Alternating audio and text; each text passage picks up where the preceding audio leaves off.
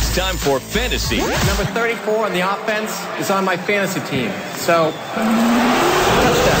Versus reality. Break out the red panties. We're rich, baby.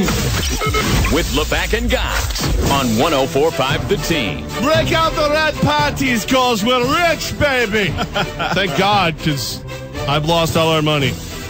You actually, I believe you outdid me. I went 1-2 again, leaving my season total for this at 8-10.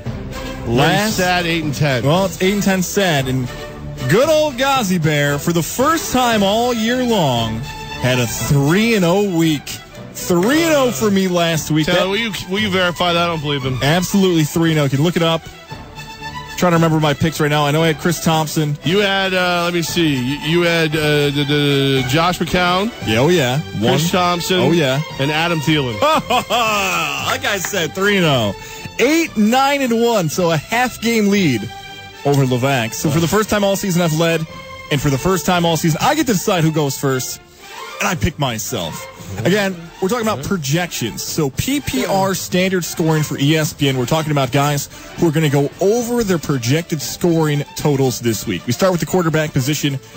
You're going to notice I'm not really confident that these guys are actually good football players, but Jacksonville Jaguar quarterback Blake Bortles is my pick at quarterback this week. His job is on the line. Statistically, against the Rams last week, he was okay. If you watched the game against the Rams, he wasn't very good. But somehow, someway, Jacksonville still has him as the quarterback. We see this happen a lot. If a quarterback or a position player is struggling, they make the change during a bye week so the guy can get 2 weeks' worth of first-team reps. If Blake Bortles is not good against the Indianapolis Colts, he may lose that job to Chad Henne. Here's what you need from Bortles this week. The projection is 15.1. 15.1 points Blake Bortles projected for. That's about 240 yards, 2 touchdowns, and an interception. So 240, 2 and 1 gets you over the top. And the Indianapolis Colts have allowed the 5th most fantasy points to quarterbacks this season. Take Blake Bortles to get over his projections with his job on the line in Jacksonville this weekend. All right. It's all well and good, but it's time for me to make a comeback. It's time to break out the red panties and get rich. All right, here we go. Game 1 for me. I look at the Green Bay Packers and I say, you've lost Aaron Rodgers. And I've said on this show many times, the reason you're the best team in football is you have Aaron Rodgers. So there's no way on God's green earth that without Aaron Rodgers, I would select this team over somebody like the New Orleans Saints, right? You're wrong. Give me the Pack. I'm going to take the 3 points. I think Brett Hundley's ready to go. I think this team is going to just kind of rally around the young man. He's got plenty of time in the system. He was a phenomenal college quarterback, and he is going to have just enough out there. As he put it, Aaron's not here, Brett is. Just have some fun. So let's have some fun with this. The Pack is back, baby. As in they didn't go anywhere. They win this game outright, but I'll take those 3 points and enjoy them as Drew Brees continues to just kind of be, well, one of the best quarterbacks in the league. But you don't have that toughness that's Adrian Peterson. I'm going to go with the Pack. Brett Hundley had one bad year in college. It was the year he was going into the NFL draft. He was the Sam Darnold, the Josh Rosen, the can't-miss Pac-12 prospect. His best year, like Matt Barkley and others, was the draft year. Hundley's a good quarterback. I almost picked him on Fantasy versus Reality. I almost picked his running back, a former guest here on LeVac and Goss, Aaron Jones. I think the Packers are going to do well against the Saints. So I didn't go Aaron Jones here at running back. I thought about it. Instead, I'm going to go with running back for the San Francisco 49ers, Carlos Hyde. And a lot of the reasons why I thought Aaron Jones could have a good game are the same reasons why I think Carlos Hyde can have a good game. Now, Hyde's projection's kind of high. It's 13.8 points. That's a pretty good number to put up. So you're talking about 70 yards, 3 catches, 21 yards might get you there. A little bit like a touchdown at some point might get you closer to it. But Carlos Hyde goes against the Dallas Cowboy defense, which has allowed the 9th most fantasy football points to running backs this season. C.J. Beathard's now the quarterback, the rookie from Iowa. Yeah, it's San Francisco. But we know this. when you have a rookie quarterback in your first start in the NFL, you don't want him throwing the ball 50 times a game. You want him to go nice and easy. Hand the ball off to the running back, hit the check downs on second and third down, make sure the running back takes over the game for you. Carlos Hyde's going to get a lot of touches against the Dallas Cowboys because the rookie's starting for the 49ers. Play Carlos Hyde. He's going to beat his projections this week of 13.8 in PPR leagues. I like him. I don't hate the pick. I do like him. I've always liked him ever since he was in The Hangover as Baby Carlos. For that reason, I will support your pick and your decision. It's not him. You sure? All right. Not at the table, Carlos. Yeah, see? You know, you remember. All right. The next thing I'm saying is I love, and you never have heard me say these words together before, ever. I love the Denver Broncos this week. What? Denver are you Broncos okay? What are you drinking over there? What? At the Chargers of Los Angeles. There'll be more orange in that stadium than there'll be blue, powder blue. You pick your color for the Chargers. They were embarrassed. C.J. Anderson said, look, man, I'm sorry. Like, it was my fault. I didn't run well at all. I owe you. He's going to run wild. I mean, literally, I don't want to do the Hulk Hogan voice 2 weeks in a row. What you going to do, brother? When C.J. Anderson runs wild on you, it's going to happen because Denver's embarrassed. They're one of the best teams in football. That defense is stellar. The offense is good enough. Phillip Rivers is a special kind of player, but don't get it twisted.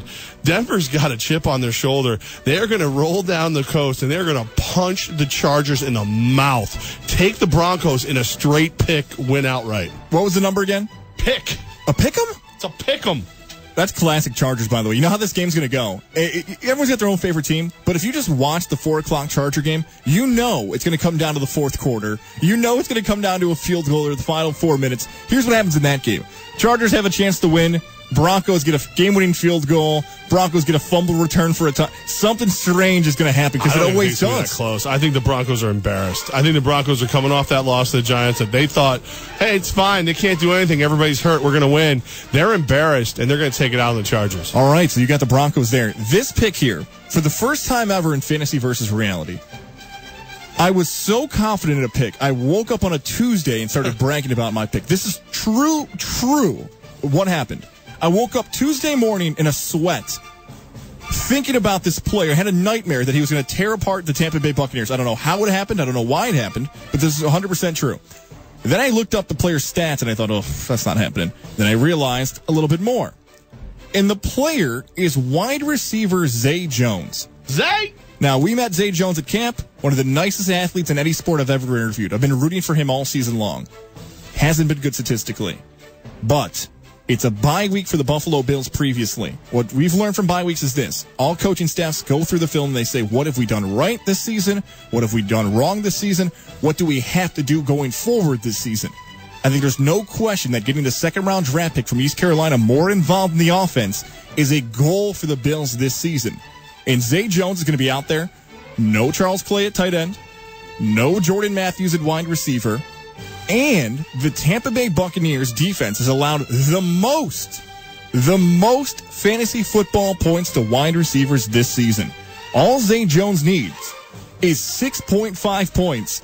So we're talking 4 catches and 26 yards is going to get you enough for Zay Jones. I don't say 4 and 26. We might have a 2, maybe 3 touchdown performance by Zay Jones. Look what Larry Fitzgerald did against the Buccaneers defense last week in that similar slot movement. Zay Jones is going to have a monster game against the Tampa Bay Buccaneers defense this week. What's he got to beat? 6.5. So all he needs is about 4 catches and 26 yards. He might be close to 20 points in some fantasy football PPR leagues this week. Led by 25. Led by 25. You see it everywhere. Led by 25. The comeback. The greatest comeback in the history of Super Bowls. You see it everywhere. Everyone sees it everywhere. Matt Ryan sees it in his sleep. The boys from Atlanta see it in their sleep. They're getting 3 points, Sunday Night Football, going to Gillette to take on the Patriots. This is the rematch game for them. They're going in there like this is the Super Bowl .2. Like they're going to treat this thing like it actually is the Super Bowl. New England's not. New England doesn't care. They know what the Super Bowl is. They win it all the time. They know the difference. Atlanta's going to win this game. They're going to go out there and do everything they can to prove that they should have won the Super Bowl, even though New England won the Super Bowl and might win this Super Bowl again, but they won't win this game. Give me the Falcons +3 in New England, Sunday Night Football, 8:30. They're going to light them up, too. That's a defense for the Patriots. It continues. Whoever they're playing, tons of fantasy Not nearly points. as good as the one from the Super Bowl. Oh, my goodness. Josh McCown had a monster week last week against the Patriots. We might see Matt Ryan and Julio Jones have their best offensive games against the Patriots in that matchup. So, again, I had quarterback, running back, wide receiver. We'll recap our picks here for fantasy versus reality. We're talking about beating projections in PPR leagues on ESPN. Beating projections, points per receptions. My quarterback this week, I'm taking Blake Bortles against the Indianapolis Colts. Colts give up the 5th most points to fantasy football quarterbacks this year. His number is 15.1. Take Blake Bortles. Running back spot, I'm taking San Francisco running back Carlos Hyde. Hyde has a high number for a running back, 13.8, but the 9th most points allowed by defenses to running backs in fantasy football is the Dallas Cowboys, rookie quarterback as well. Look for Carlos Hyde to have a big game, and I don't think I've ever been more confident in any fantasy versus reality pick this season than wide receiver Zay Jones having his breakout game against the Tampa Bay Buccaneers secondary, who's allowed the most fantasy football points to wide receivers this season. Zay Jones has been struggling off a bye week. I love him sitting at 6.5 for projections this week. All right, my picks are as follows. Green Bay Packers +3. I think they rally around the young man Hundley and get the win over New Orleans. The Denver Broncos are embarrassed. They're a pick'em against the Chargers in L.A. They're going to punch them in the mouth. Take the Broncos. The Falcons will fly +3 at New England. Those are my picks. That is fantasy versus reality. Feels good. It's a football day. I'm ready. I'm ready to get back on the winning side of this column.